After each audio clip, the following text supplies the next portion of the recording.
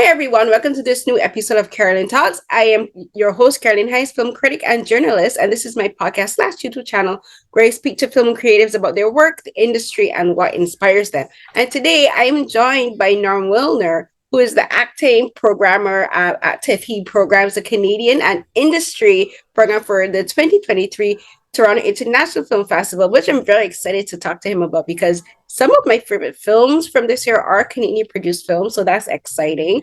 And I also, Norm was a film critic and a journalist, and I don't normally get to interview like film critics for my work, so I'm very excited to talk to him today. So thank you so much for talking to me today, Norm.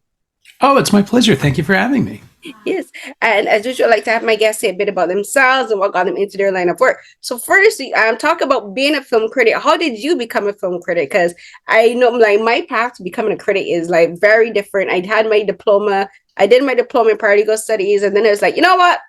If I'm going to do a job that's going to stress me out, I might as well do a job that I really genuinely love. And I love talking about film. And here I am, like 7 years later, talking to you. So, like, what was your journey like, Norm? Not nearly as interesting as yours. My grandfather and his brother-in-law, my great uncle, owned a movie theater. That is interesting. When I was a kid, yeah. So until I was about 10, it was in the family, and we would go there after school sometimes and just hang around in the projection booth. And Jonathan Demme said once, like, once you find out there's a way to see movies for free, you will do anything you can. You will never stop trying to find ways in. And so for me, it was just being part of that process and seeing film as a physical object. And once I started seeing film as a physical object, I just sort of dedicated myself to finding ways to be part of it, which worked out to writing reviews for my high school newspaper because they sent you free passes to the preview screenings. And then I went to university for film, and York University also had a newspaper, The Excalibur, so I wrote for them in 87 and 88. Only lasted a year, bombed out, hated the program. But the little capsule reviews of things that I was writing for The Excalibur got me a freelance gig with the Toronto Star's video magazine, because they had just launched the Video and Home Entertainment magazine, which was a free magazine, basically just, back when video companies advertised and distributors would buy huge full page ads, it was incredibly lucrative. So the reviews were just sort of the extra thing that people, that newspapers put in order to justify the ad sales. So I wrote a lot of those. Yeah, exactly. By the end of it, the magazine ran for three years, I think. And then by 1991, they folded the magazine into the weekly TV guide, the Star Week, which also used to be a thing.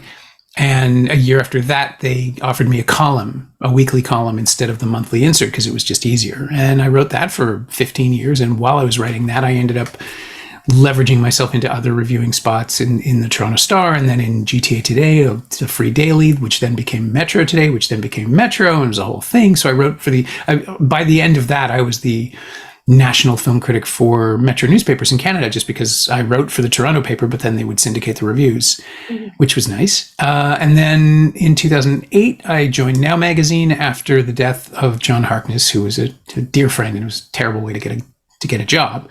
But the publisher, Michael Hollett, said, so not only is John gone, but Cameron Bailey is leaving to join TIFF full time, because Cameron used to write for Now. We came up together. And can I jump in? So I did that, and I wrote for Now for 14 years until Now stopped paying everybody and fell apart because of an ownership change that turned into just a disaster. And that's when I started working on my exit strategy, which was Cameron had just become CEO of TIFF, and I was doing an off-season thing called Secret Movie Club, where we program premieres. It was, at the time, it was 10 a.m. on a Sunday morning once a month, and we don't tell the members what they're going to see. We just say, come on down.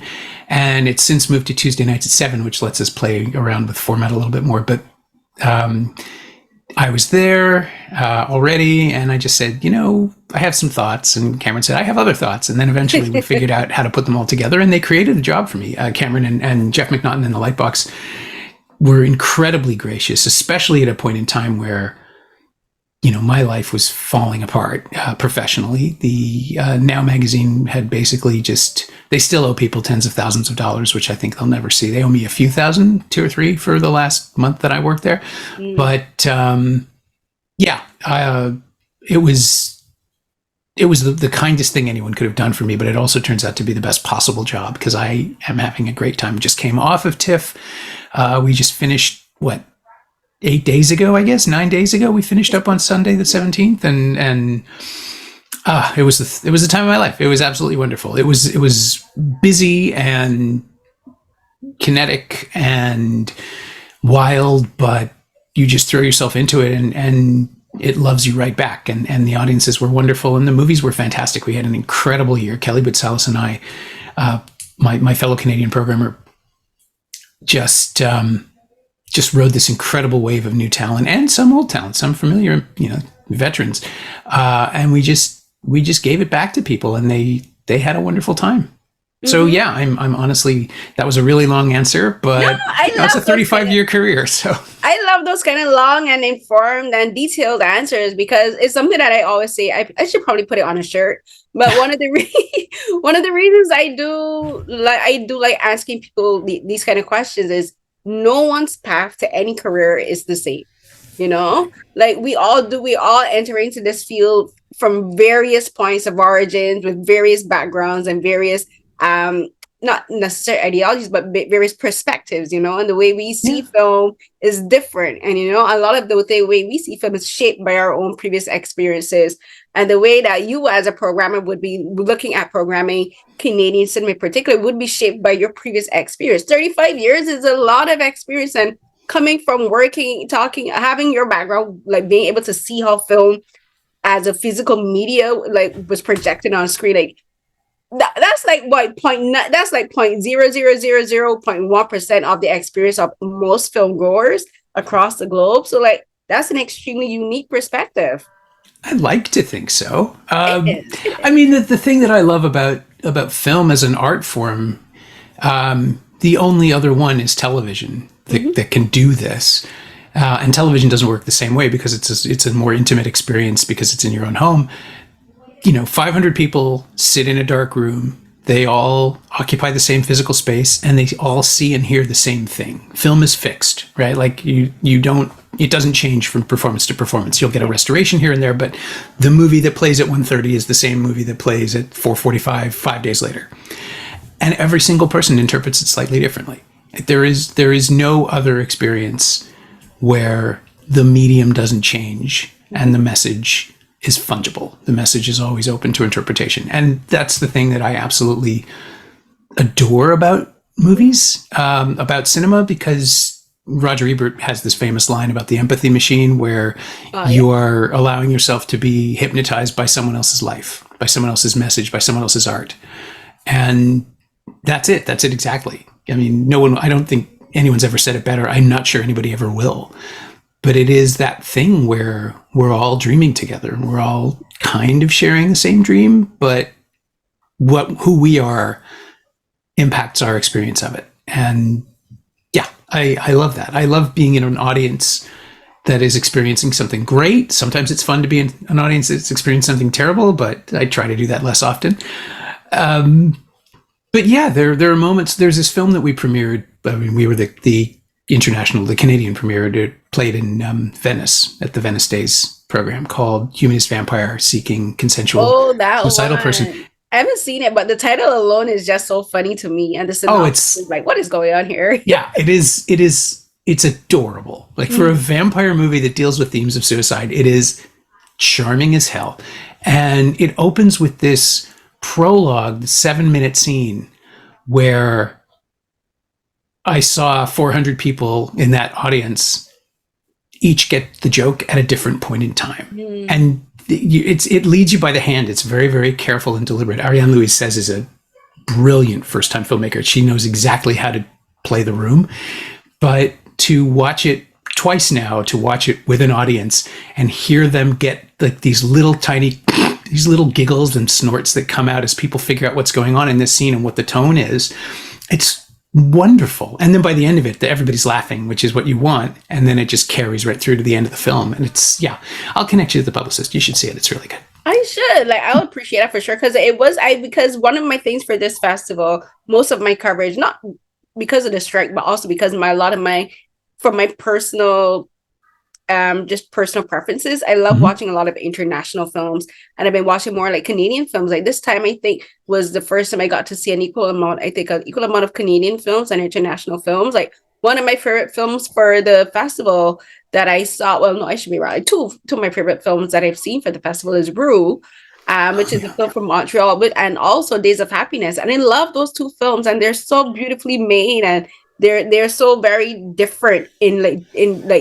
in different ways, but I love it because it's like you can have two people from the same city directing stories about Montreal culture and history and all of this kind of stuff, and you get these two vastly different perspectives, and display of like Montreal and Canadian society and community. So we'll definitely be able to talk about the films, but before we get into that, like you had mentioned when you were going to your great uncle's theater, you talked about the dime. It wasn't the dimes, right? You said it's a roll of nickels. Yeah, no, dimes are too small. This is the whole thing. I'm West Indian. We don't say, even up to this day, but I've been living in Canada for like 14, 15 years. I still can't get a grasp on nickels and dimes. I'm like, what is the difference? But like 5 cents. 5 cents is the difference. Right. Yeah. Well, it's a story. It's a story that's gone away now because there are no. Even 35 millimeter is projected on a platter. But in the olden days, Fight Club has a whole famous scene about this with the cigarette burns and switching between one projector to the other. So the cigarette burn is really helpful. It's the signal that says you have, I think it's 10 seconds before the changeover. And then there's another one at the changeover, which is when the projectionist closes one projector and turns on the other. And hopefully the audience won't know anything's happened. We have the persistence of vision and a continuous flow of film, but the cigarette burns only work if you're looking at the screen. So if you have seen a movie, or if you've been playing a movie for a week or two, you're not watching it anymore. For the most part, projectionists would, like my grandfather, would be looking at the racing form or listening to a ball game, almost guaranteed that's what he'd be doing. And so sometimes you get distracted and sometimes you fall asleep because it's a long job. And the trick with the roll of nickels, dimes are too small, quarters are too heavy. So when you're rewinding the film reel after screening it, they have to wind it back so the reel is ready to go again. Otherwise, it'll play upside down and backwards, and nobody wants that. So if you can imagine those big old like classic movie style reels, as silver platters with holes in them, you could see where the film is. So the innermost reel next to the notch where you would attach it to the projector, you would slide in a roll, forgive the visual metaphor, you would slide a roll of nickels because they were thick. Dimes would fall right out. Nickels are big. So you slide a roll of nickels in there, and then you wind the film over it so the tension holds it in place. So it looks like a little bulge. Yeah. But then as it's playing out, the tension slackens as the film moves from one reel to the other. And by the time it falls out, I got 30 seconds. And then you get up. The noise would be loud enough that it would wake you up. And the other thing, the thickness of the nickel as a coin in Canada, anyway, I'm not sure they're the same thickness in the US, but in Canada, nickels are thicker than quarters or dimes, which means the roll holds together. Quarters would smash and scatter everywhere, and then you get distracted trying to pick them up. He had this whole logic behind it. And then it turns out, I thought it was my grandfather being a genius, and it turns out everybody knows the story who ever worked in a projection booth. Yeah. But I was a kid, and it's just like he was the only authority I had, and it's like, this is kind of amazing. And so now when I meet someone who's actually handled film or worked in a booth, it's like, do you use the nickel trick? Like, everybody knows it. And it's great. But it's part of this language that simply isn't there anymore. And is I feel like we've all kind of lost something. Film has progressed technologically. I think the culture of it has changed, and I think a lot of it has to do with that lack of physical media. And this is something they talk about a lot. Like you were talking about, like the big silver reels that they had in the back in the projection rooms, and now a lot of it is digital. So like it's computers. And like it's not the same thing. Before it would have been like disc and whatever. Now it's like probably like USB ports or whatever to watch a digital film. But it's the same thing for us outside the projection. We had VHS tapes, we had and then it was DVDs. Oh yeah. And then it was Blu-ray. And then now most of us, we can't even go to a video store to the physical. Oh, you have Prey. Yeah, it's coming out next week. That's the other thing I do, but we'll talk about that later.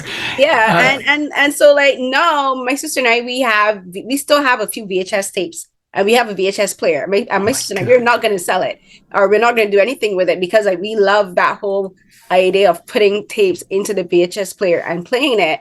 Though I have like a lot of, I keep the DVDs that I get for your consideration for our seasons. I not throw mine away. I keep mine because I'm like, this is my way of stockpiling and archiving film as a digital media, because so much of it is not as a physical media, as a physical object, yeah, right. And now when we have, because of streaming, we're hearing about streaming platforms deleting films and shows off of their platforms, and then they're gone forever. And I'm like, for a lot of the young people, they're not going to understand the importance of physical, because like even for music, everything is streaming, everything's on their phone. It's like not having like a DVD or VHS or a tape, or a deck or anything. And I'm like, I think there's so much history in being able to hold a film in your hand and be able to say, I have a physical manifestation of all of the hundreds of hours of work that went into making this product. And like, no, we don't have it. Oh, absolutely. I wrote about this. This is the other thing I do is a newsletter called Shiny Things, which is just about discs, physical 4K, Blu-ray, sometimes DVD, the occasional streaming project. But for the most part, I really want to write about the stuff that is harder to write about, just because there's no market for it anymore. I mean, it's starting to come back now. People are beginning to understand that the value of a physical disc as opposed to a streamer. But, for so long, one of the dumber directives now was that if something didn't have the word Netflix in it, it tracked more poorly on SEO. So search engine optimization was all somebody sold our editor on that, or our managing editor on that, and she just got fully behind it. So if it didn't have any, like, how is it on Netflix? So I'm not interested. And it's just like, well, but that's not really, we're writing about art, and not everyone has Netflix, and DVD rentals and Blu-ray rentals are still like $5, and people can afford that and maybe can't afford a year's subscription to a streamer. And also there's more stuff out. There's just more stuff in the world on physical media. And I also have, I don't have as many VHS tapes, but I still have about 200 laser discs that have things on them that were never replicated, because I'm very old. And I was writing about the Criterion collection in the 80s when it was only laser discs, when they were inventing the special features that we take for granted now: commentary tracks, widescreen presentations, all that stuff. I miss those. They're still around. I just have here, I have in my hand, because I'm writing about them this week. These are from Criterion's September collection. Yeah, La Bamba just came out. I think there's a 4K version. This is the Blu-ray, but this Orson Welles' The Trial is a 4K disc. And even if you stream them on the Criterion channel, I think they're capped at 1080, but even if the Criterion channel goes to 4K someday, the Blu-rays and the 4K discs will still have a higher bit rate and a more consistent delivery. The sound will not drop in and out the, buffer. It's just a better way to experience film. HDR is richer. The 4K discs. I mean, 4K streams aren't bad. We're at a place now where I have a pretty good projector and an Apple TV, and I can watch a 4K movie on Netflix, and it looks pretty good. Yeah. But my Blu-ray, the awards Blu-ray of Glass Onion, looks better because it's got a consistent bit rate and a higher bit rate. So I'm not watching an algorithm figure out what it can deliver over the pipe that's available. I'm watching the full uncompressed, well, as uncompressed as possible, but also the uncompressed audio, and just I'm getting the movie as it was intended to be seen, and which no one else is, because there is no Blu-ray release of Glass Onion. Criterion will hopefully put one out because they do have a distribution line with Netflix, but 1 out of every 50 Netflix movies will get released on Blu-ray or DVD, because that's where the deals are. Sony put out The Mitchells versus the Machines. Criterion releases The Irishman and The Velvet Underground, which is an Apple TV movie. But for the most part, these things are not available loose contact lens. They are not available to anyone who doesn't have the streaming program, the streaming service, which is the point, right? The exclusivity is the selling point. Yeah. But you're also guaranteeing obsolescence or the possibility of extinction. As you were mentioning with Disney Plus and HBO Max pulling entire shows and disappearing movies for a tax break. That's not good. That's actually bad. And that teaches, one of the things I heard over the last few months is that it actually has taught production companies not to trust those services anymore because they like residuals. They like the idea of a show being available or a movie being in circulation in perpetuity. And if Warner Brothers or Disney or there's one other that's Paramount, which took Star Trek Prodigy off and a couple of other things. If those are disappeared, then they're just saying they can't trust, the producers can't trust the revenue streams to exist. And so they'll look for places that don't do this. They'll look for partnerships with streamers who promise not to delete things. And it's just poisoning the well for an entire side of the industry that doesn't want anything to do with a company that can't be trusted to keep the thing alive. Yeah, it's changing the industry. Like and this is something that I'm very open about because I've written about it, about the impermanence of digital as well as the lack of access from my perspective as a film critic and a journalist, because like people would think, oh, like if you have digital, which is like for us, we get like the links and all this stuff. Sure. Oh, it should make covering film easier. I'm like, actually, it does not, because people would be like, oh, well, we have limited number of links. You know, I get that, like, especially for film festivals like South by Southwest or Sundance. Like during the pandemic, it was easier because everyone was isolated, everyone was home. So they had to make these things available even for filmmakers in other countries and for the juries. You know, they had to make these links available. But once they started going back out, we started getting the messages, oh, we have a limited number of links. Oh, sorry, we don't have any more links to share. And I'm like, I can't fly to Austin. You know, I can't fly to Utah. I was able to cover Sundance in 2020 in person because I was able to raise funds. But I'm a freelancer. Like it's so much harder. It's so much harder as a freelancer now to make money as a film critic and a journalist. I can't afford to cover like things in person unless I get sponsored. And they'll be like, basically, well, excuse my language, you're shit out of luck. You know, if you can't get there, well. But I'm like, but that then also, like, as we were saying in the beginning, prevents people like me and like others who have different perspectives to cover film from a different perspective. You know, like I just said, like, you have a theater, 500 seats, everyone watching the exact same thing, but everyone getting something different out of the film and the story. And that's what I see film criticism as. I see film criticism as a way to get perspective, all of these different perspectives out to not only to other audience members who would perhaps read the interview or read the review or, you know, even watch it, but for the people who make the films. I see a lot of my work is communicating to filmmakers, you know, communicating to the industry as well, because I'm like, I would share with the filmmaker, I'm like, this is my perspective on your film. And that helps them to see their own work from a different perspective.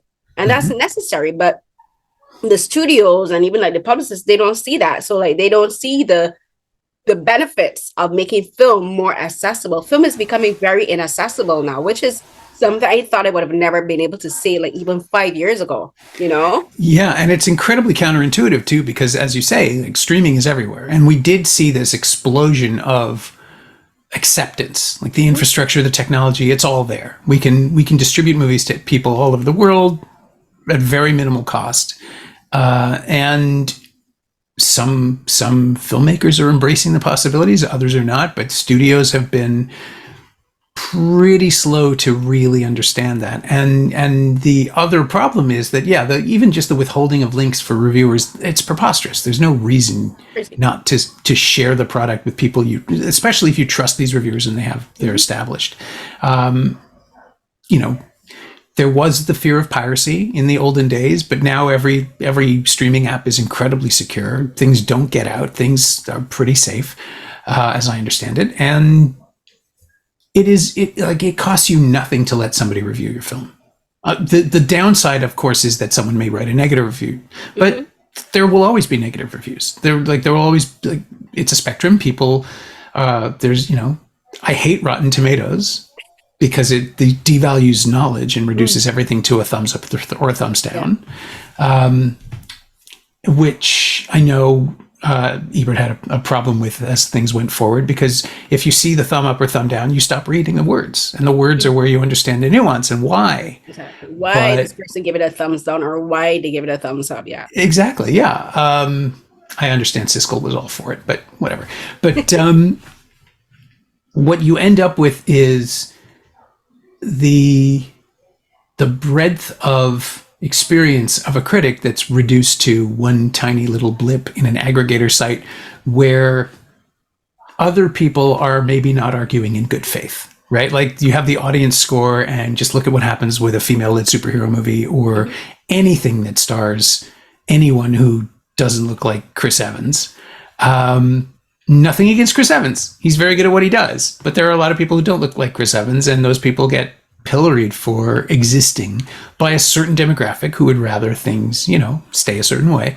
And it doesn't do anyone any favors to pretend that those people's opinions are genuine. And the shit posting that goes on around anything that is halfway unpalatable to the mass audience or to a perceived mass audience. And that stuff is why we need reviews from people who can actually think about what they're writing and who actually do engage with the material honestly and bring their own perspective to it, but are genuine in their response. Because the only responsibility a critic has is to themselves, as to write fairly, and the audience will either follow or they won't. I used to get angry faxes from people because again, I'm old, and I once suggested that maybe the Lord of the Rings movies could have gotten away with 2 4-hour films, and I got furious letters to the editor about how I don't know what I'm talking about. There were 3 books, there should be 3 movies, and the whole point of the thing was like, yeah, but it's movies, they're different. You could do something differently. In 3 movies, 9 hours and 20 minutes is a lot, and then the director's cuts comes along, they're longer, and I know there are people who love that, but it is possible to discuss that material and whether the film, and I love Peter Jackson. I know him a tiny bit from the olden days when he was making these spectacularly silly horror movies that he brought to TIFF, which is where I first encountered his stuff. And I know his heart is in being silly, and I think that the heaviness of some of the Lord of the Rings stuff is where he's least comfortable, because he loves the material, but he wants to show the life of it. He wants to show these guys being, convivial and having friendships rather than standing around waiting for the next battle to start. And so you can feel the conflict. And I simply suggested that maybe to his, the original plan was to do 2 movies, and maybe that wasn't the worst idea. And then just, again, people crying for my head, and they're children. So it doesn't, I don't take any of this seriously. Yeah. But it was always there. Like, it's always been part of it. I love Star Trek on a deeper level than you ever will. Therefore, you have no right to have this opinion about Star Trek 6 being kind of flabby. It's like, whatever. But now it's become toxic. Very much. Now it's been taken over by people who are so desperate to have any personality or identity that they align themselves with people who scream all the time, and it's exhausting, and the only thing you can do is laugh at them. And the way you counter that is by having people cover the material genuinely, honestly. And so I think TIFF does, I think we still have it. I'm not sure, I'm not part of that side of it, but there was a program before the pandemic to bring out people, underrepresented critics and people from marginalized groups and identities, to encourage and enhance coverage. Yeah, that's how I started covering TIFF. I got my first year was in 2017, and I was kind of like an assistant to an EIC. So I did a few interviews during then, but then in 2018 is when they did the first inclusion. That's what it was called, the inclusion initiative. And that's how I started getting access to cover for TIFF. So I got it for 2018, and then I got it for 2019, and then COVID. Sure. But that's how I got it, and because I got that access from TIFF, because I had like a whole ton of interviews and stuff before, but because I was able to say I covered TIFF, like TIFF accredited journalist and film critic. That really did help boost my profile, and like when I would pitch editors or even like publicists for interviews, they would be like, and I'm able to send a link, I'll be like, that gave me like a lot of credibility. Oh, absolutely. In the Yeah. industry. And like, I'm always thankful for TIFF for that. And like, they do a lot of work with helping like marginalized film critics and stuff about myself, which is also where a lot of the access ties in, because being able to attend a film festival like TIFF, even in my own backyard, because I live here in Toronto, I live in Scarborough, and like Toronto is extremely expensive, as you know. Like just being able to go to TIFF is just getting the TTC and just having to buy food is expensive, you know. But I don't have to worry about finding travel fare and whatever because it's here. But like I still have that access, you know. One thing I love about TIFF is I think it's like TIFF is the one festival where it's so easy for me to get screening links. Like if I'm not able to attend a film screening in person, I'm able to at least request a link from a publicist and get it. So like that you have that access at the festival as well in two areas, you know, being able to attend the screenings in person and being able to get links, but also being able to interview creatives and the actors and everyone who attends the festivals. Like, I'm here speaking to you, and that's access for me. Well, but I would have said yes no matter what, because I love talking to people. But yeah, no, accreditation and brings legitimacy, absolutely, and that will get you to the next festival and the next one and the next one and the next one. I mean, that's how we all started. But it is absolutely true that there have been barriers to entry in the past, and hopefully we're getting further away from that. And yeah, now that it is possible to let people watch movies in advance. I mean, it was always possible to let people watch movies in advance of the festival. Critics, when I was with the Star, I was covering Midnight Madness most years in the 90s because I was the guy who liked doing that, and I was perfectly happy to. But it also involved going to the Cinematheque offices and taking home VHS tapes to watch overnight and then bringing them back and getting another one and screener after screener after screener. Then it was DVDs for years, and that was great and very helpful. And now it's links sometimes. But I mean, for people who are still covering it, we have this thing called Film Freeway where we can, for programmers, it's invaluable. Everybody submits along the same platform, and it's all unified, so we don't juggle that level of screeners. And we still do programming screenings in the building, in a movie screening room, like from DCPs. But the access and availability of digital files has absolutely changed the way everybody works. And the idea that publicists can hoard these things, and like, we don't have enough links. It's a digital file. You can make more links. It's not hard. You just gotta copy and paste it. I mean, there are those platforms that have bespoke things that are tied to your email address, but then again, you just add another email address. It's not hard. And when people say they've run out of their allotment, I always have a little trouble believing them in the day. Yeah, I'm always like, why do you even have an allotment for a film festival? Anyway, you know, so it's like, yeah, but now we're talking, and you meant we're gonna talk about the festival, this year's festival for sure. But you mentioned Rotten Tomatoes, and I do want to talk about that because for me, another thing that added legitimacy to my work is being Rotten Tomatoes approved. You know, I was an individually approved critic because I had applied a few years before, and then I didn't get it because I didn't have enough bylines. And I'm like, guess what? I can't get enough bylines if I don't have the whole tomato meter approved thing behind my name. You know, editors would be like, oh, you know, so legitimate. Unless they'd be like, are you Rotten Tomatoes approved? I'm like, no. Well, you know, pass on your pitch. And once I got it, but the thing with, like, as you said, like, the thing with tomatoes, like, they do the whole thumbs up, thumbs down, or it's if a film is rotten, fresh and rotten, yeah, but still, it's like you have that rating, but then, as you mentioned, like, people just go on that little symbol of whether to watch a film or not, and I'm like, but are you even reading my review? Something that I took so much time to craft and, you know, think about and put in, and it's just like, no, you know, like, and it happens with publicists all the time, like, even with other people that would come on my social media and be like, are you tomato meter approved? I'm like, yeah, it's right there in my profile. And I'll send them links. But I'm like, but are you actually reading the work? You know, they just want to make sure that I have that symbol of legitimacy. I'm like, but are you interested in the work? Or is that just that little symbol you care about? And it's just like, and like you're talking about, like, the studios, they look for that. You know, they determine are we going to do a sequel based on how many people, how much less Rotten Tomatoes approved rating. This kind of like, me being tomato meter approved can say it's kind of arbitrary at the end of the day, because I'm like, are you actually reading the work?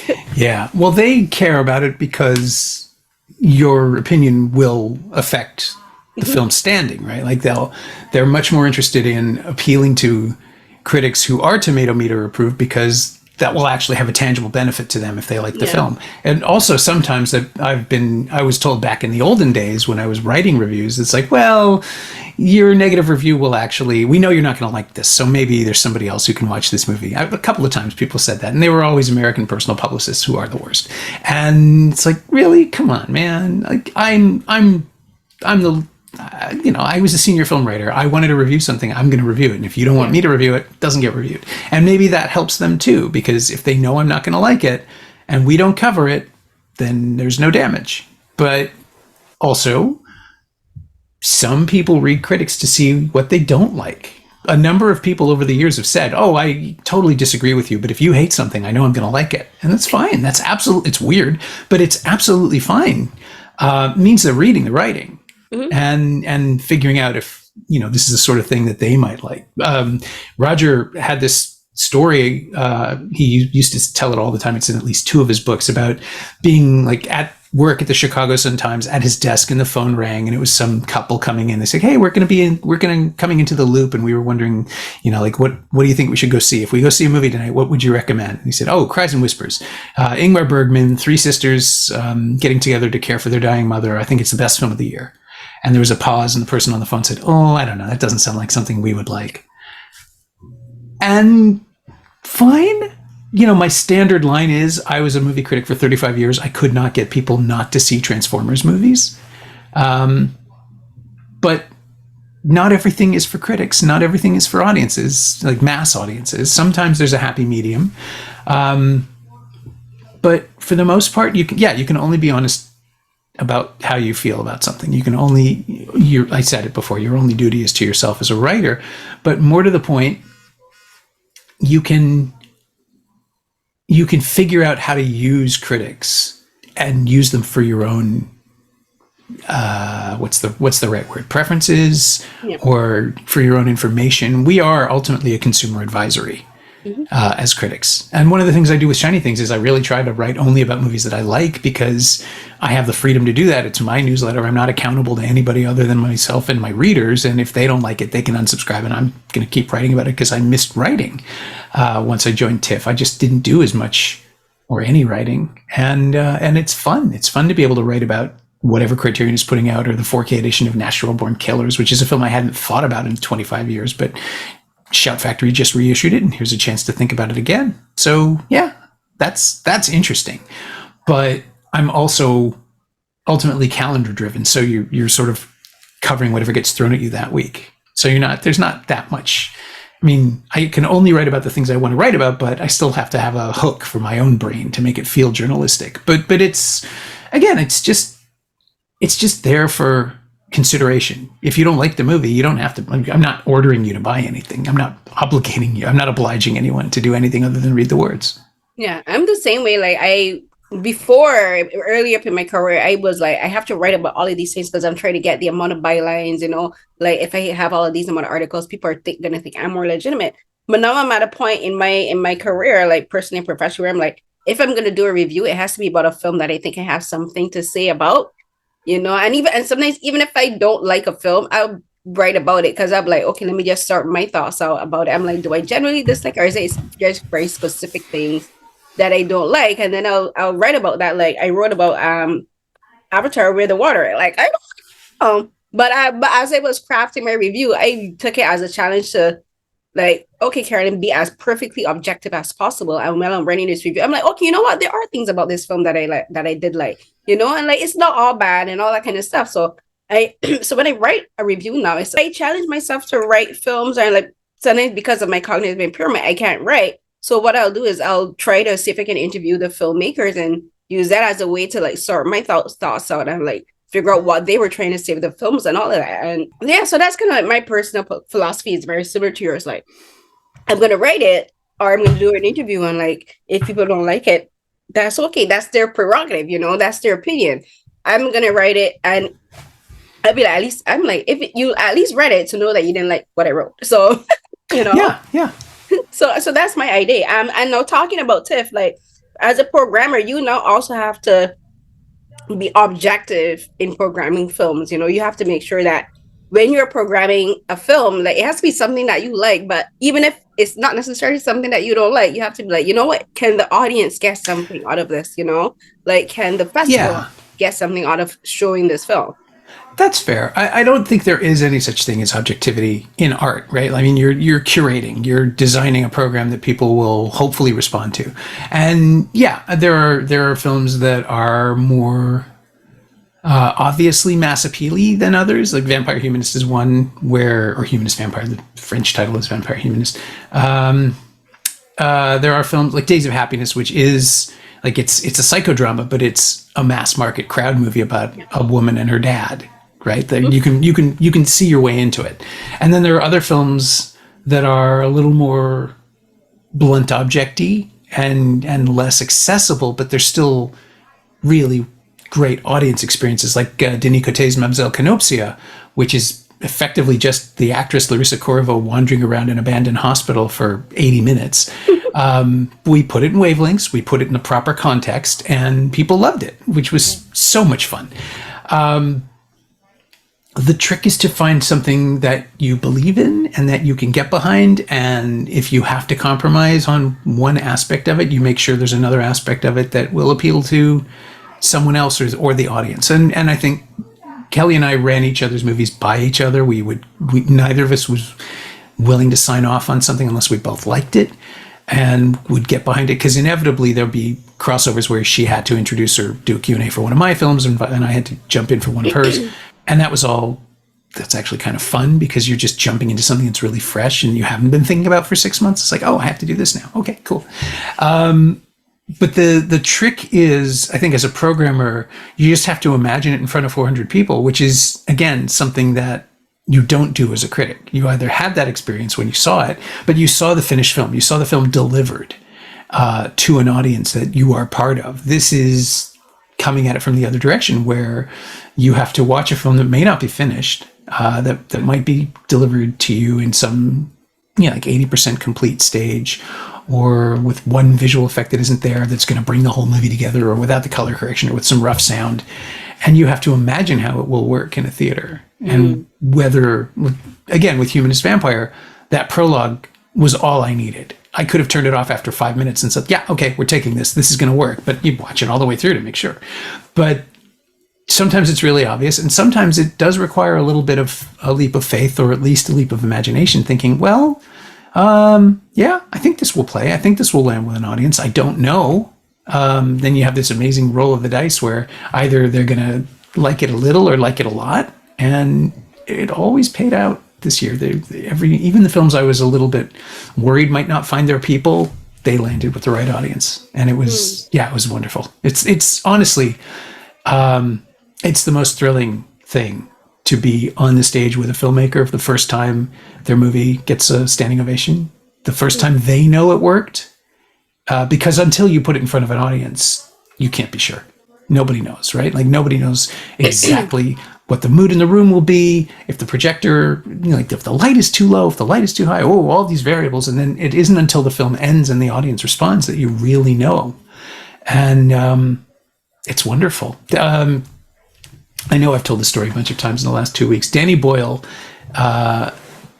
told me, to drop a name, I interviewed a lot of famous people.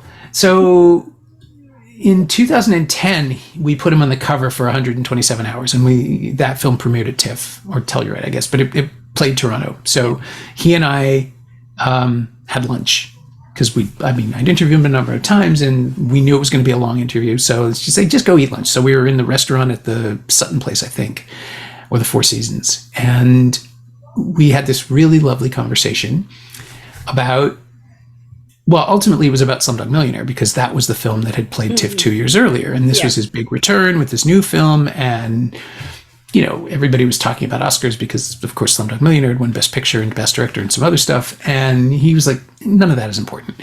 But he acknowledged that Slumdog Millionaire, like TIFF, in his opinion, and most people's, TIFF saved that film because it was abandoned by Warner Independent Pictures. The the distributors just decided, you know what, we're not going to release this, which again, here we are. It's happening all over again.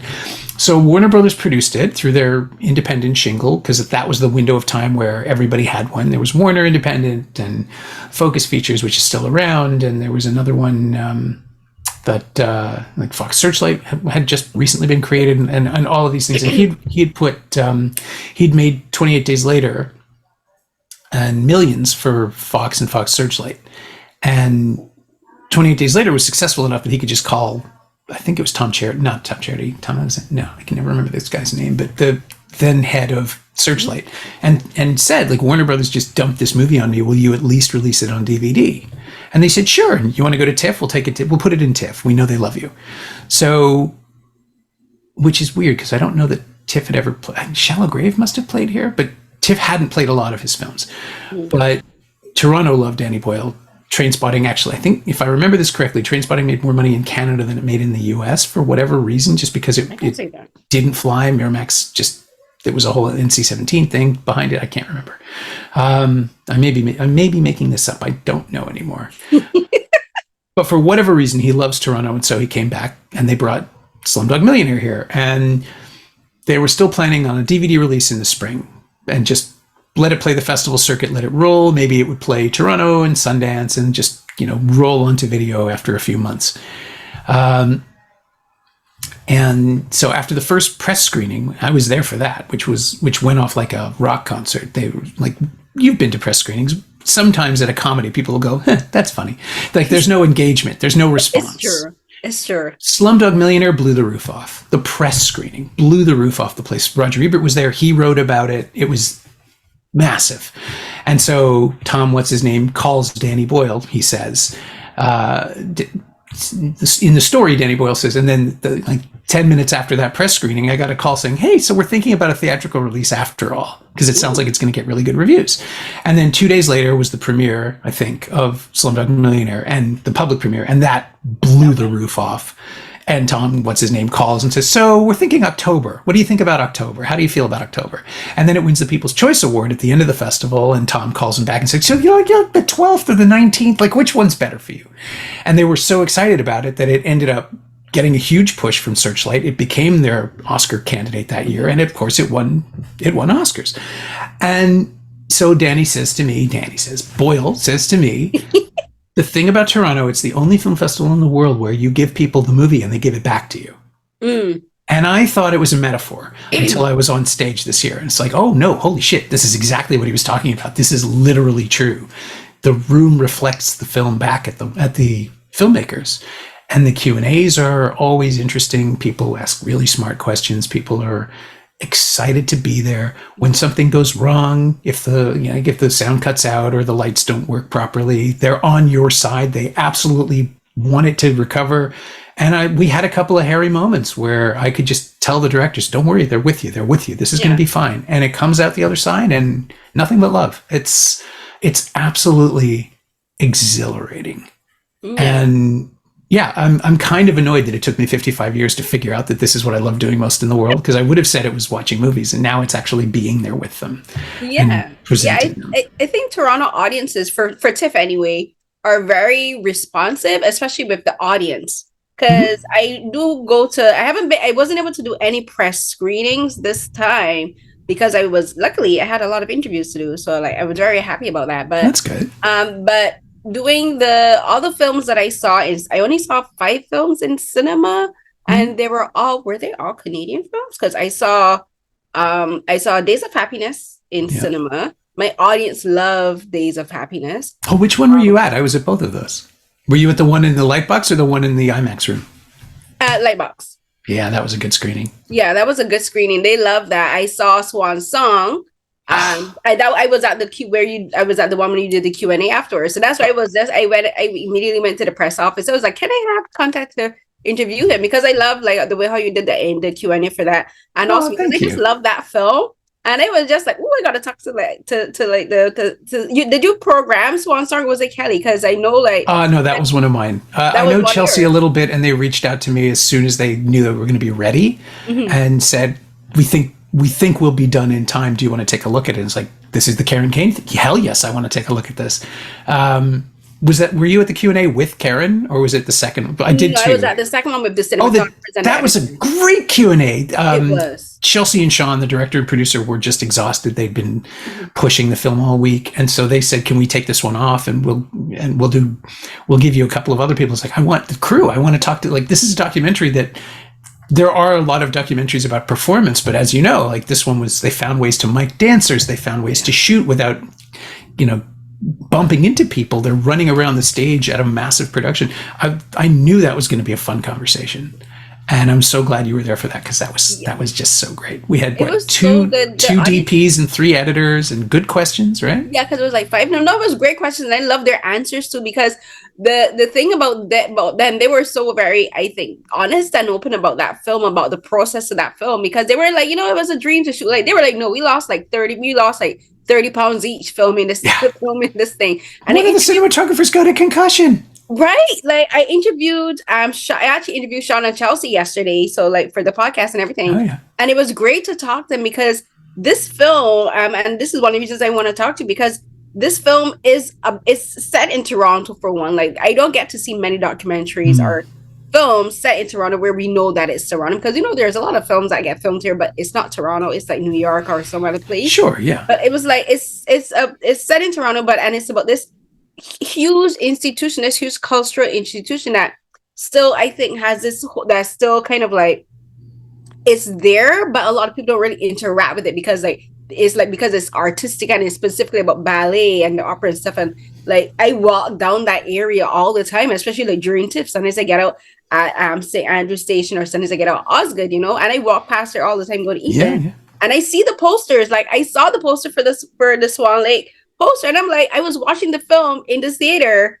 and I'm like, holy crap, I walked past this building and I saw this gigantic poster, and now I'm watching a film about everything that took place inside this building, right? So that's kind of like a surreal and a very unique opportunity. We don't get to see inside these kind of like the hallowed halls of the National Ballet of Canada, and like, we got to see how we got to know this woman, Karen Kane, who has such a big part of Canadian art and dance history and ballet history internationally, because she's played like Swan Lake so many times, and like, we got to see her do this production where, for the very first time in a Swan Lake and a classical ballet production, where the ballet dancers didn't have to wear tights, ever. Yeah, and that happened in Canada. That happened in Toronto. And it was happening, and it was walking downtown, and I had no idea, So that's why I love this film. And I want to talk to you now about, as you talk about, like, Sean and Chelsea say, okay, now we have the film ready. So talk about watching this film from your perspective, not only as a fan, but as a film critic and and the person who programmed this film. And like, what did you think when you first saw it and you said, okay, you know what, we're definitely going to screen this. But then, like, what was your thoughts before and after the screenings? Because I think, like, seeing the audience reaction would have been something extremely special from anything you had when you first saw it. Well, honestly, the big regret is that I wasn't at the gala, at the premiere, the proper world premiere, because when I programmed it, it was going to be, we programmed it briefly as a documentary, and then it was going to be a special presentation, which is great, because that puts it in front of a really big audience, generally at the Princess of Wales, although not every time. Sometimes it's in Lightbox One. They're always in great venues, where they're presented with, pomp and circumstance, where special presentations and galas are the two big programs that everybody's excited about. And then it ended up being a gala, because I'm not exactly sure when, but somebody figured out, oh yeah, that's right, Karen Kane is royalty. So we kind of get to do this. We get to, and it's true that a lot of our documentaries this year were about cultural figures, weirdly enough. Karen Kane and in Swan Song and Mr. Dressup, like Ernie Coombs, who was basically Canada's Mr. Rogers, which is the easiest way of explaining it to people who don't know who Mr. Dressup was. But ultimately, when you watch the film, it's also about a man who had a different way of being a children's entertainer, and just a slightly different responsibility. He and Fred Rogers knew each other, and they came up from Pennsylvania together to shoot Rogers' first show here, Mr. Rogers at the CBC in the 60s, which nobody talks about, but was the way he figured out what Mr. Rogers' neighborhood would look like when he got back to the States. And he left, and Ernie stayed, and Ernie became Mr. Dressup and spent 29 years being a children's celebrity. So, and he's gone, but Karen Kane is still around. And so we have these weird celebrations, but they're also films about kindness and compassion and treating the next generation with the sense of responsibility that you want to leave things better than the way you found them. And the tights thing is exactly that. And it was that runner that it's introduced about midway through the film where she says, well, can't they just have their own legs? Which is so weird a question to have to push on. And you see the institution just say, oh, no, it's not done. They're playing birds. They have to have bird legs. And Karen just casually pointing out, okay, but the bird legs are pink and the rest of their body isn't. So why is that a thing? And she just keeps asking the question, never forcing it. She's in charge. She could have mandated it. But instead, she just brings everybody around to it very, very slowly by constantly asking why. By why is it so important? Why is it necessary not to? Why can't we? And then ultimately, she makes it such a simple argument. You know, it's who they are. Let them be themselves. And then you see it on the faces of the dancers. That moment where they come out and people of color are allowed to be entirely people of color rather than playing a role. There are black swans. There are swans of browner skin. There are swans of different complexions. And there are some white swans too. And it's all totally fine. And the audience doesn't care. That was the thing that's incredible. And we talked about that off stage. Like that was one of the conversations I had with Chelsea and Sean. It's like we were hoping that somebody from the audience would say, oh, well, so they could have that perspective in the film and just give the audience somebody to go, asshole. But nobody cared. Yeah. Nobody had a problem with it. And for 100 years, it just didn't happen because nobody in a position of power cared to change it. And it is so exhilarating to watch that moment with an audience. And I wish I'd been there for the gala because it was in a really big room. The 2 screenings we had, also good rooms, no complaints. But I wish I'd seen that moment land the first time before anybody had ever heard about it, because we all knew. There's a thing at the end of did you see the Mr. Dress-Up documentary? Well, there's a thing at the very end where the puppeteer who played Casey and Finnegan, these beloved puppets, right, performs them for the last time. And it's the very end of the film. And I watched it at home on a screener because that's how we watch things in the programming screenings. Sometimes I watched it on a 120-inch screen and in stereo surround, all the bells and whistles properly, and just reduced me to tears. Just cried like a baby. So the night of the first screening at the Lightbox 1, I'm in the green room waiting to go on backstage and introduce the filmmakers, and the venue liaison was back there making sure everybody's lined up properly and everything's good to go. And it's the very last thing you see. After all the credits, there's a little goodbye from Casey and Finnegan. It's just Casey telling you that Finnegan and I are going to go for a walk now. And that's it. And I turned to the VL and I said, this is going to destroy people. And he said, how come? And I'm, I've seen the movie twice at this point and I'm completely prepared and like composed and dead inside and all that stuff. And I just said, because on some level, like Judith is 94 years old. On some level, people know this is the last time they're going to see Casey and Finnegan. And I lost it. I just started crying and I had to go and it ends and I'm still kind of pulling myself together, and that's the lights come up. I have to go outside and introduce the director. And so I go out with the microphone and I am like visibly sobbing, and the audience gets to their feet and they're applauding me for I don't know what. I just came out to say, please welcome the director, and I can't actually talk. So the ovation buys me a few more seconds, and this flood of emotion, and they're feeding it. They're all crying. I'm crying. We're all crying together. And I'm like, please welcome Rob McCallum. And he's at the door. The door is open, blocking their view. They can't see him, but I can. And he's just like, he's not coming out. He's going to make me cry. Yeah. And I motioned about it, and he came out, and it was really, really wonderful. And he was great. And that moment, I'm pretty sure a similar moment happens with Swan Song in that little moment where they do the 2 dancers do the chest bump and fall down. And it's just all you're seeing is what happens when artists listen and pay attention. And again, Karen Kane, she's a legend. She is Hollywood. She's Canadian royalty. She doesn't have to listen, but she chooses to. And that's what the movie is about. It's about the younger dancers who are much more open about their personal battles than Karen Kane was ever allowed to be in the 1970s. It's about her understanding that things can be easier on the next generation, and just doing this one small thing, which is a massive thing, but one tiny element of the production, and making sure it gets done. Mm-hmm.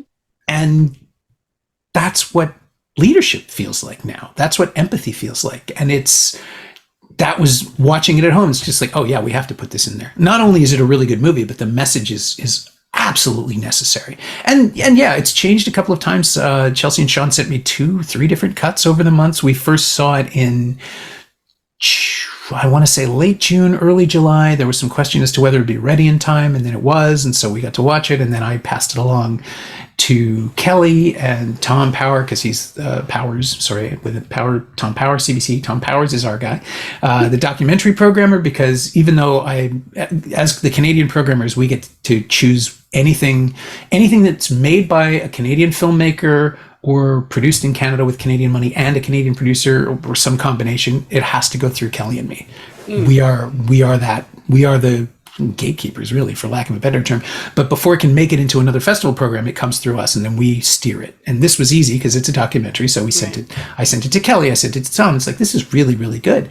And then it just built up momentum. So we ended up going into special presentations, and then it became a gala. But everybody responded to the same thing that I responded to, which was, it's an excellent example of what Canada believes itself to be, right? Like, we're not, but sometimes we can be. Mm-hmm. And sometimes, there can be a good Karen, which is the one thing I've been trying to use as just a lever into it for other people. It's like, well, she's not white knighting, but she is she's intensely aware of her status and position, and she's using it for good. Mm-hmm.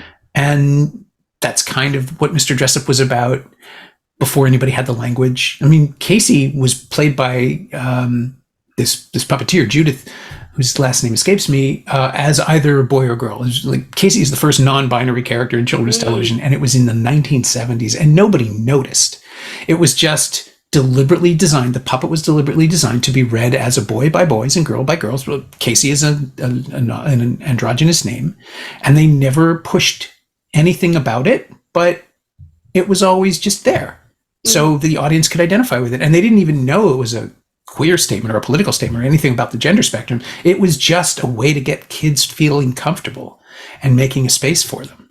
And that sort of empathy and kindness and compassion extends outwards and radiates outwards through everything that Ernie Combs touched. And you get to see generations of people who were influenced by him the same way you actually see it in real time in Swan Song of Karen Kane, just making everybody's lives a little more authentic by acknowledging them and just saying, why are we pretending?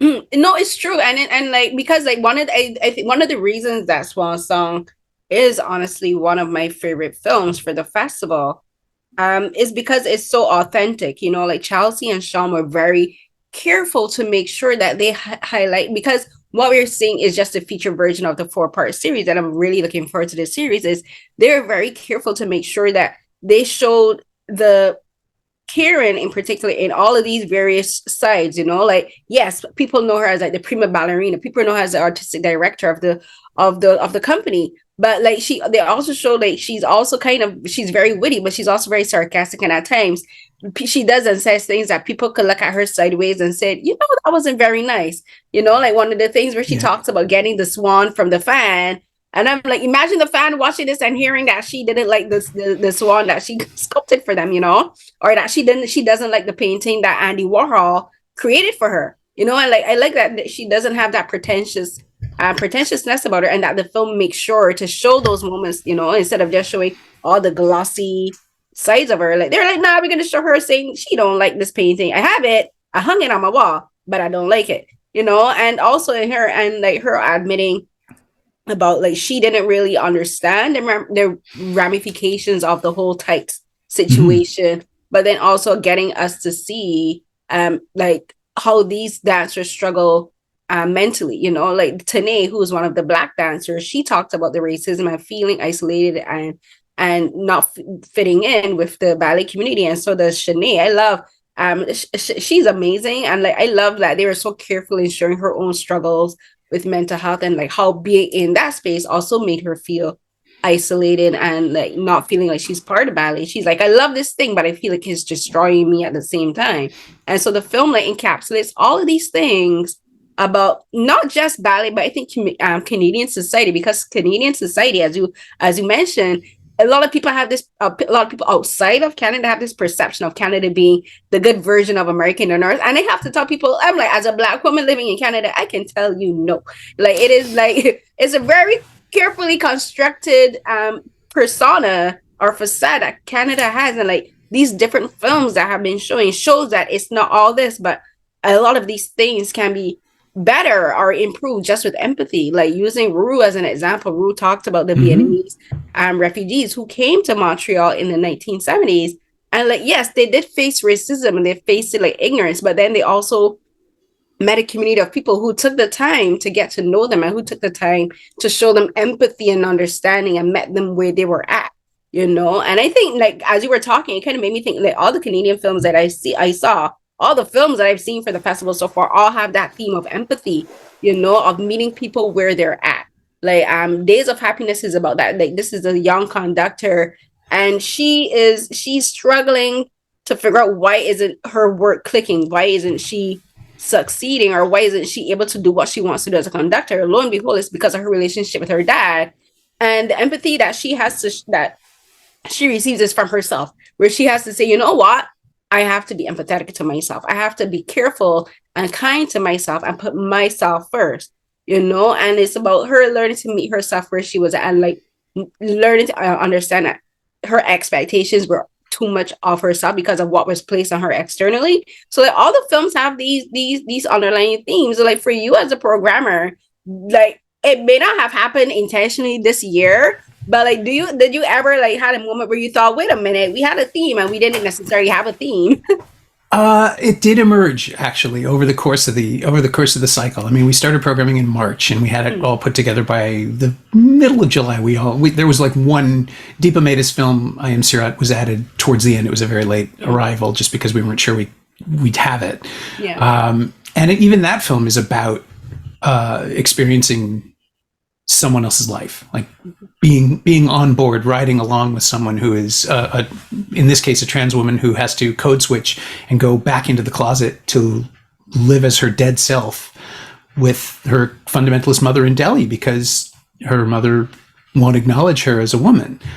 But it's all about, yeah, I guess if there's a movement, it's about empathy, it's about understanding situations. A couple of our films are about how difficult it is to live in Toronto. Like, I Don't Know Who You Are, M.H. Murray's movie, is about a bunch of stuff, but primarily it's about an artist who is sexually assaulted and has to spend a weekend running around Toronto trying to raise $900 that he doesn't have so he can get a course of HIV preventive medication in case he's been exposed.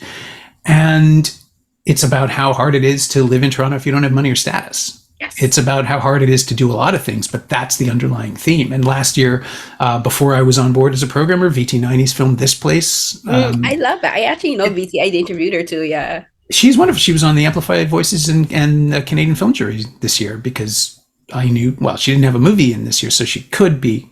she was objective enough, but also it's like I knew she would be the best person. But we built a pretty good jury, but 90 was one of the people I had in mind from the very beginning because, yeah, she's incredible and she absolutely has the energy to get through all of these films, but she also has the perspective that maybe certain other more storied jurors might not have, which is that she just made a movie with nothing in a city that's very expensive, and she knows exactly how much work goes into making a film when you don't have that level of support. But yeah, This Place is also about how the city and the kind of forced alienation of living in Toronto with no money weighs on its two characters as much as any of their own issues does. And that's something, TIFF is a very gaudy, splashy event, and we're seeing like red carpets and jewels and stuff.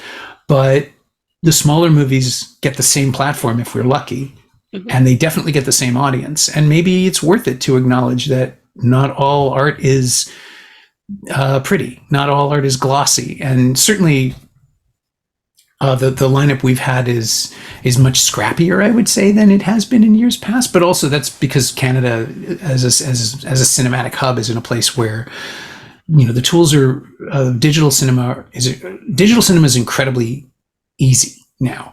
There are people who have grown up with editing tools that I don't even understand that can intuit like cut like a DJ.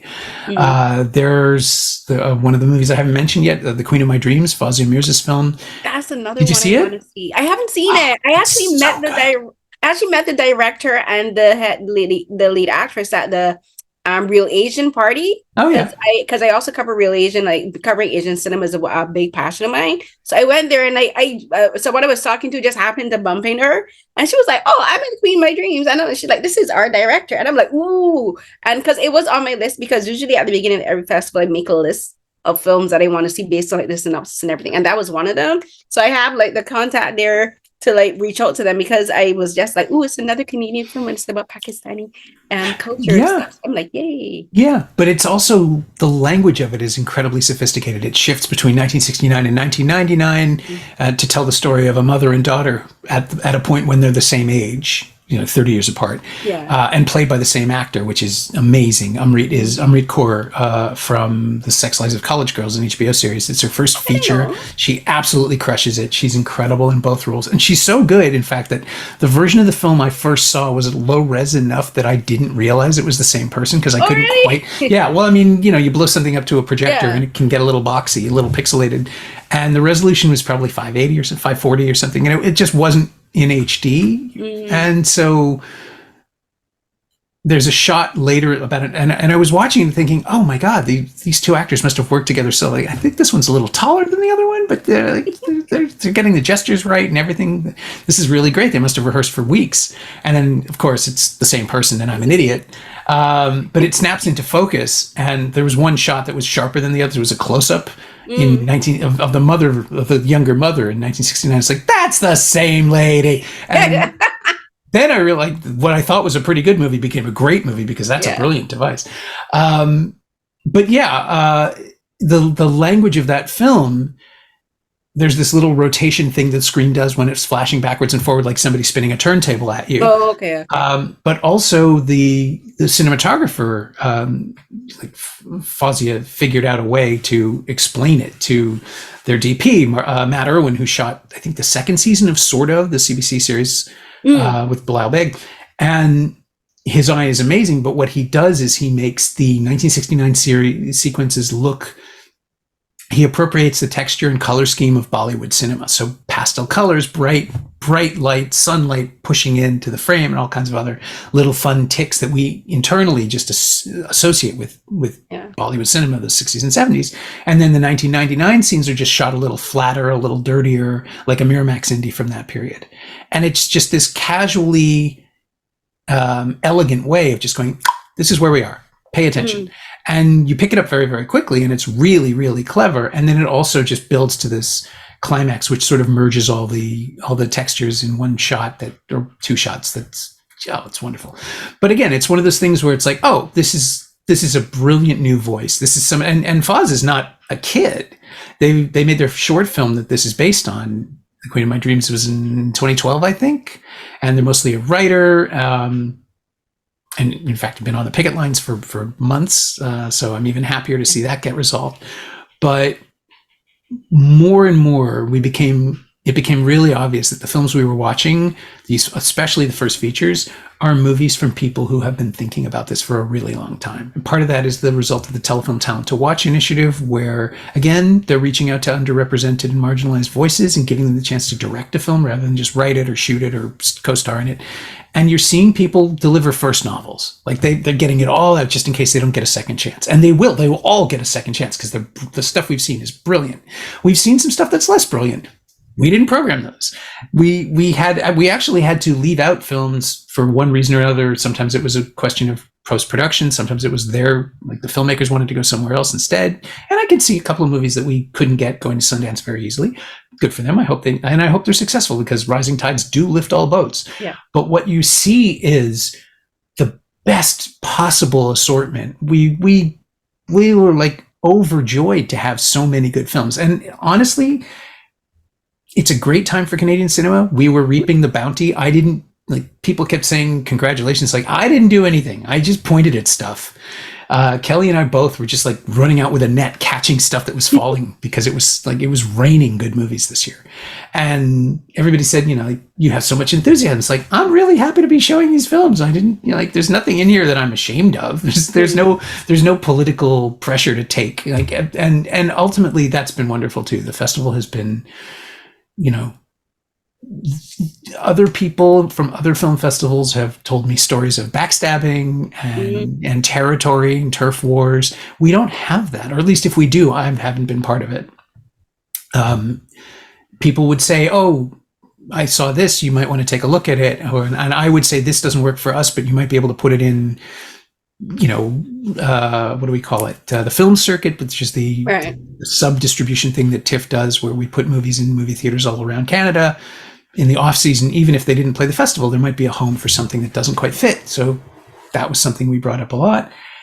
We're all working together, and it's kind of wonderful. I feel like I've been saying this a lot too, but I do feel like I've joined a cult where we live off projector light and popcorn and applause. But it's a really nice cult, and everybody's healthy. Well, I can agree with the popcorn. I love the popcorn. Popcorn is my favorite food. Not even joking. Popcorn and pizza I could substitute off of those. Oh yeah. But I do agree with you. I think this year, from the festivals, all the festivals that I've done, this is probably my favorite year for TIFF. Oh, that's great. TIFF this year. And I think like this is probably the first time for any film festival that I've covered where all the films that I've been able to see so far, I've liked. And doesn't always happen. Which does not, as you said, which does not always happen. Like normally they'll be like, I didn't feel this one, but this one I'm like, you know what? I love all of these films. Like, and like they're also very different, and some are by new filmmakers. Like there's a Korean film called Memang by a new he's done short films before, but this is his first feature called his name is Kim Tae-young, and like that film is so different, and like but I love it. I love that it's different. I love how he structured it. I love Rue. Like this was the first time I think I've seen anything by the filmmaker for Rue, but like the cinematography in that film is like amazing. I love how they constructed that film and interconnect and like brought the past to the future, to the present by the how they spliced the scenes together was like amazing. And like and then for me with sound design, I would think for me is Days of Happiness and Not a Word, which is a French German. I haven't seen that. It's so good. And that's another film about a female conductor, but I love the sound design in both Days of Happiness and Not a Word. Like the sound designs is so good. Like, and I just love that. And like for me, Swan Song was like a pleasant surprise because not only did it put me into the world of the National Ballet, but also it's so unexpectedly funny. Yeah, and I wasn't expecting to laugh as much as I did in watching that film. Like as you know, the audience was like laughing and like things that characters would say or do. Like the cinematographers, I think, did such a fantastic job catching little moments between the dancers and catching things they would say or do. Like if they didn't catch it, you would miss this whole moment of like levity or sarcasm, or just like the girls would be like, what is happening? Like what's going on? Like all this confusion. And I love that it shows like even the dancers are like, what is happening? This is all chaos, but it's like but it all pays off in the end, which is like what a film festival is. Like a film festival is chaotic as heck, but then at the end you're like, you know what? It was completely worth it. Like the chaos, it was in the midst of the storm, nothing makes sense, but once you're out of it, you're like, you know what? I can see a beautiful pattern emerging. Yeah, by the end of it, I was, people are asking me how I was doing. I was like, well, my body is destroyed. I am dying, but I feel fantastic. Like I was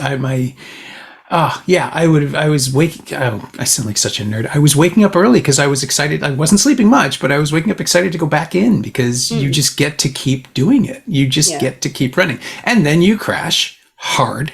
Last week was an almost total write-off, but that's okay. That's built in, right? Like you're coming off this juggernaut that's been running for 6 months or 8 months or whatever, and you just sort of sent flying back to bed, which honestly is not the worst place to end up. Like post-fest crash is real. Like I was useless last week. I was like, oh, I'm going to do all this editing and all this stuff. And then I got the cold. And I was like, you know what?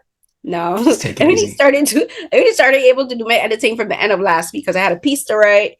for a Korean website and all of this. I was like, I do not have the energy, but that's part of it. Like the covering of film festivals is a lot of fun, but there's a price to pay at the end of it, which is pure exhaustion.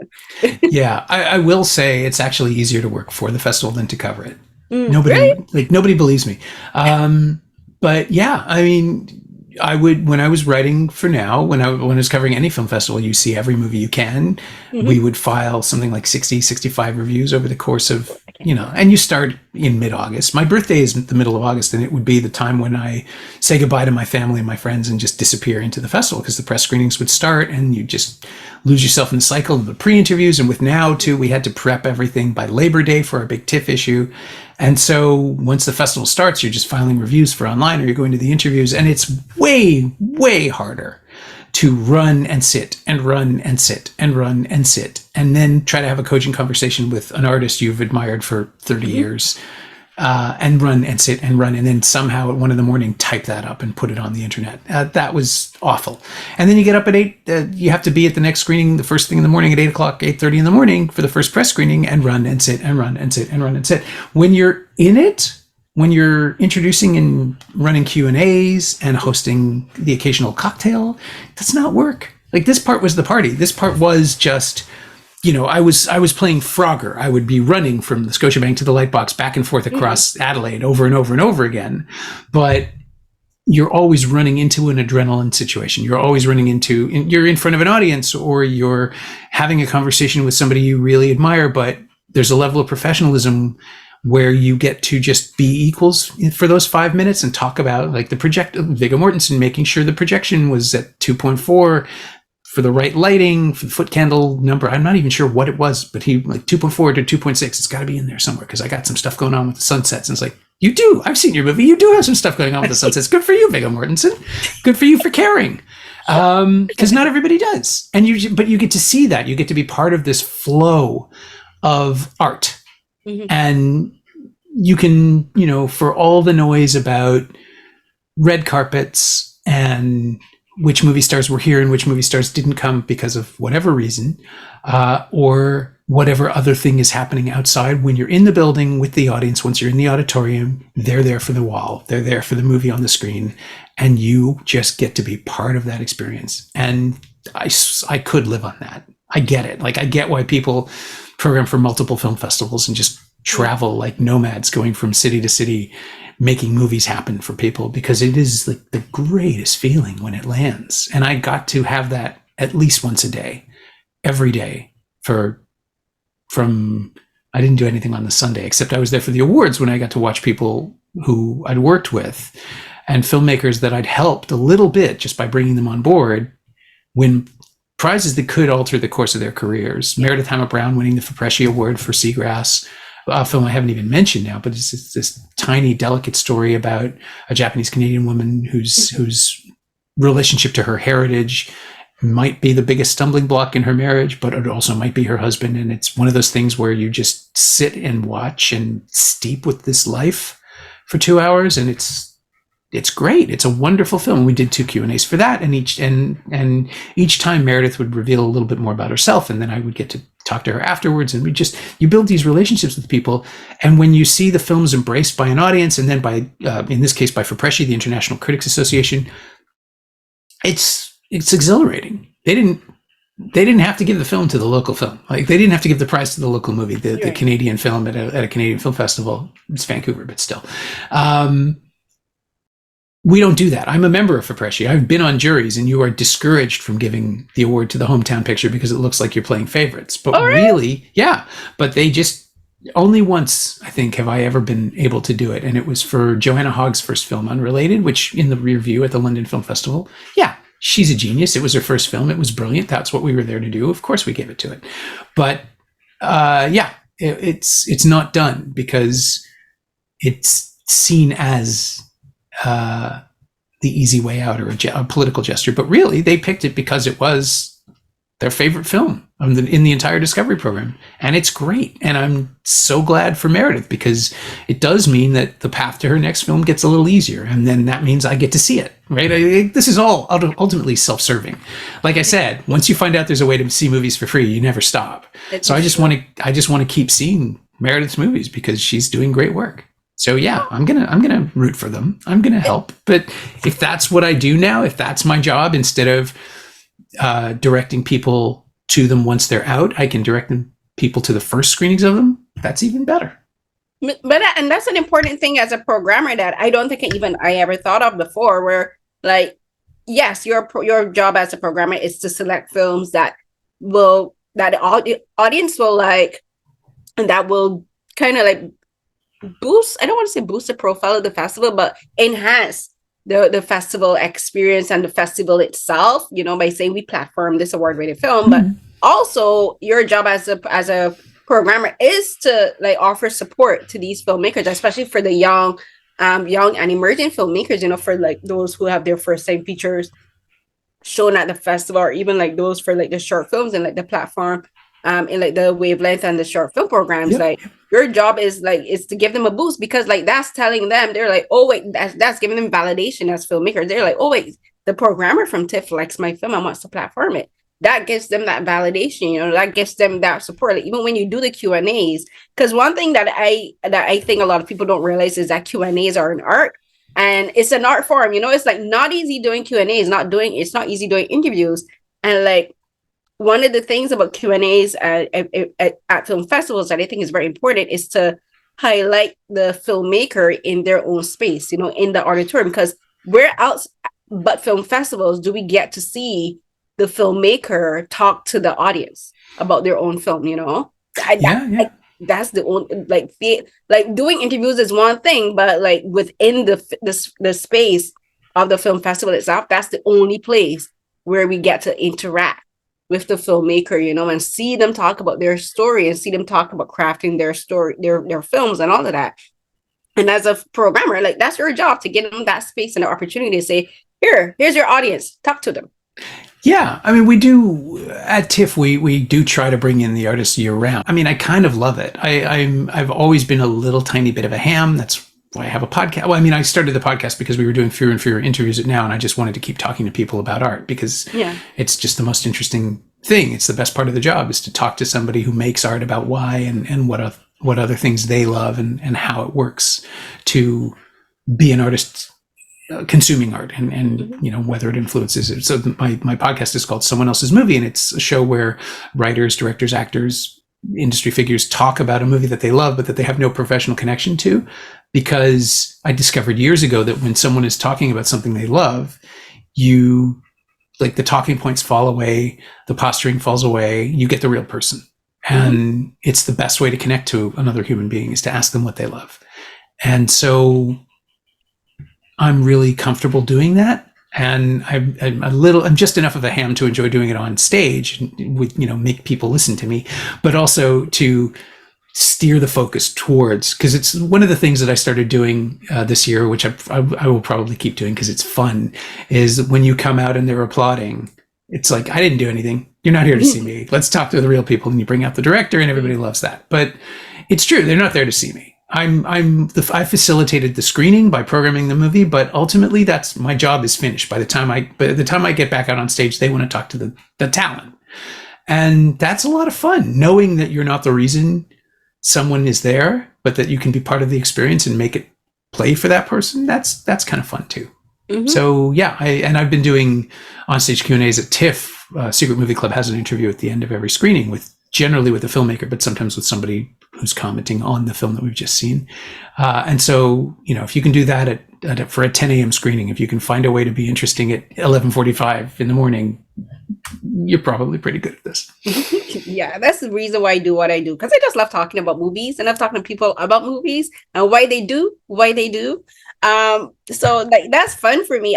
So we're gonna wrap it up because we've been going for a while. This was so much fun. We're gonna have to do another podcast episode one day. Maybe I'd love to. We should, you know what? The next episode, I want us to do another episode to talk strictly about one of the films from the festival. Like you pick your favorite film, Ooh. and we'll talk about that one. Oh, I And don't know that I can do that. I'm supposed to be very vague about if I have a favorite or not. The way I would explain it when people ask me if this was my favorite film that I'd programmed, I would say something like, "Well, I mean, I guess there's probably 3 babies that I would favor, and this is one of my babies." But that way, I could just be really vague about what the other 2 were. But yeah, I have a favorite. so instead of a film that you program, we'll talk about one of your favorite films from a particular genre, and it doesn't have to be a TIFF film. It could be a film from the 80s, the 90s, or whatever, and talk about it, because that's one of the something that I do where I talk. I talk about I pick a film. I usually do it for dramas, Asian dramas or films. We talk about a film and like just like talk about it and like all the stuff related to it. So we'll definitely have to link up again and talk about that. And I did know that. I would love to. Thank you. Yes, definitely. Consider this your invite. And I did know that Swan Song was screening on the 29th, but I didn't know it was going to be at the TIFF Lightbox. Yeah, we're opening it for, I think it's a week's run. The showtimes and announcement come out tomorrow, I think. It goes live on the 27th. But yeah, starting Friday, it'll be there for a few days at least, maybe 2 weeks. And then it shows up on CBC Gem later this fall, but not in a film version. It's a 4-part miniseries, which I am really looking forward to, because they were talking about that at the Q&A too, right? It will be different structures and a focus on different characters and their entire people that we don't get to see. Their whole lives that we don't get to see in the movie that will be featured in the miniseries, and I'm really looking forward to that. Yeah, I'm very excited for the series too, because I'm like, ooh, there's a couple of because I know there's like one of the girls from the beginning where she's talking about the letter that Rob made, and that scene I was laughing because she's like, "Thank you so much for all the pain I put you through, girls, for changing choreography like a million times." But I think like Chelsea said like that dancer is one of the ones that gets profiled in the series. I'm very much looking forward to that, and I'm gonna publish my interview with them in time for that. So like the 29th to this, the 26th. So I'll be publishing that interview for the film's screening for TIFF. So definitely, I might make it down to TIFF. I shall try, but I shall see. Yeah, if you can, we'd love to see you. Yay! Okay. All right. So thank you so much, Norm. Oh, my pleasure. I'm so glad we got to do this. This was fun. And yeah, feel better. Thank you.